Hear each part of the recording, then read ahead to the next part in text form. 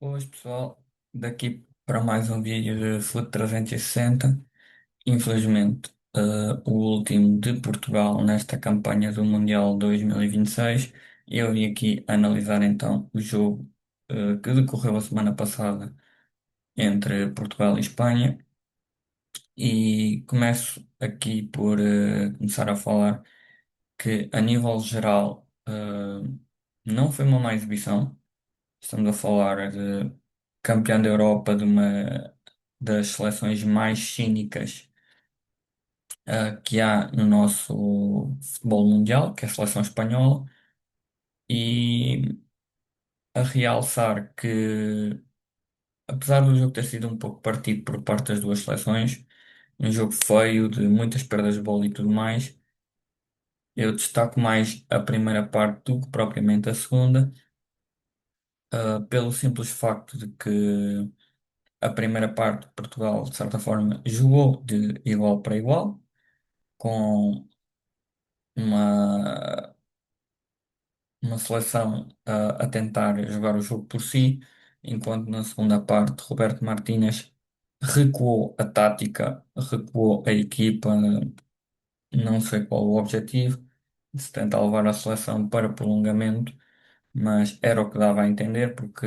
na segunda parte, Portugal não conseguiu criar praticamente nenhuma ocasião de perigo. E como vocês aqui podem ver pelas estatísticas, o jogo foi muito taco a taco, tipo, muito equilibrado, distâncias percorridas idênticas, golos esperado. Como eu disse, a Espanha na segunda parte aumentou as tentativas e teve assim 1,69. Na primeira parte só tiveram ali no máximo dois lances de real perigo. Lá está, na primeira parte, uma, na segunda parte, a Espanha fez três. Claro, esta foi na segunda parte com o remate de Nuno Mendes, que depois acabou por, infelizmente, ser ilusionado. 10, 15 finalizações, defesas do guarda-redes 5-2, 10 sprints, 102 sprints contra 99 e 3 cantos contra 7. Eh, Há que dizer, no que toca às formações, foi esta, e até mencionei isto no vídeo anterior, era uma das formações que era possível, por um simples ponto de que a Espanha ainda estava um pouco sensibilizada do que tinha acontecido na Liga das Nações e ahm, iria um pouco com receio, iria um pouco a jogo com o que é que iria acontecer, então não iria avançar com uma linha tão subida. E para esse tipo de jogo iria ser importante utilizar assim o João Félix, só que lá está, era com o João Félix a extremo, não era com o João Félix a médio centro ofensivo. E acabou por desaparecer no jogo. Na segunda parte entrou o Rafael Leão, continuamos a criar perigo como eu tinha previsto no vídeo anterior, mas lá está. O problema foi muito mais além disso, foi um erro que custou a nossa eliminação. Como vocês podem ver neste exemplo aqui que vos trago, ah,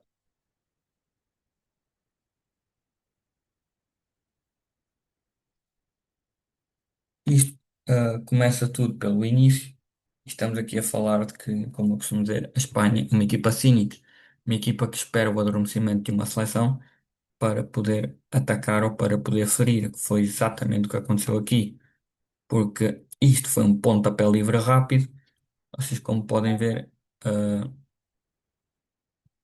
olhem só o desposicionamento da linha defensiva portuguesa. Esse foi o primeiro erro, porque se nós colocarmos aqui a ver como é que a seleção portuguesa deveria se ter apresentado, a linha defensiva deveria estar aqui, mais ou menos, ou, ou então vamos, por exemplo, vamos imaginar isto. Eram as duas alternativas, mas, como vocês podem averiguar, não é isso que está a acontecer e o que está a acontecer é basicamente isto.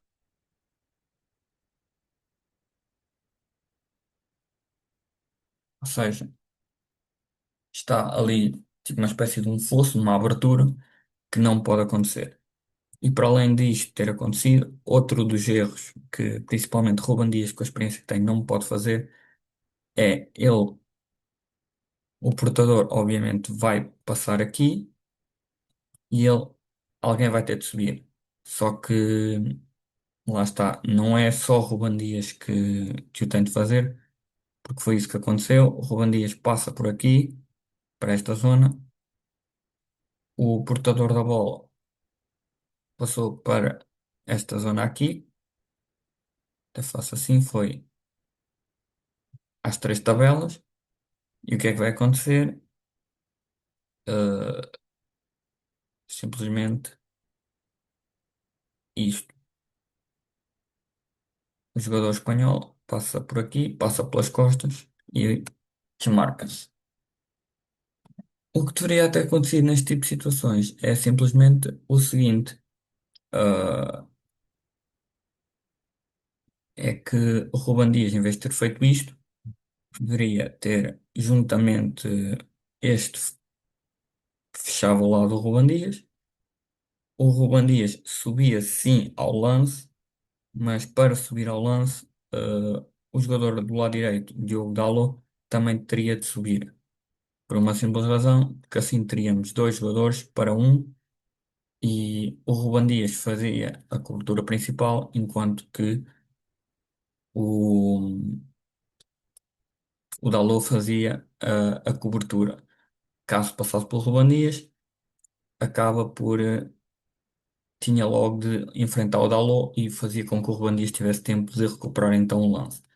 Como não foi isso que aconteceu, ele meteu uma bola nas costas e depois aconteceu um segundo erro. Este já foi um pouco por inexperiência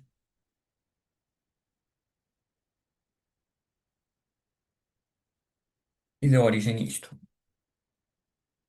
Bom, eles fizeram um tic-tac e quando vamos a ver, em vez de termos uma linha posicional, por exemplo, assim, mais ou menos, por aí, ah, temos dois jogadores aqui, completamente desposicionais, e isto faz com que o portador da bola coloque a bola por aqui, ah, e lá está. É só isolar, frente a frente de guarda-redes, golo. Outro dos erros que, lá está, poderia ter sido evitado, era em vez de fazer isto, era, era colocar, por exemplo, este jogador iria, de certa forma, fazer pressão à bola, pressionava o jogador e deixava ou o Ruben Dias, um destes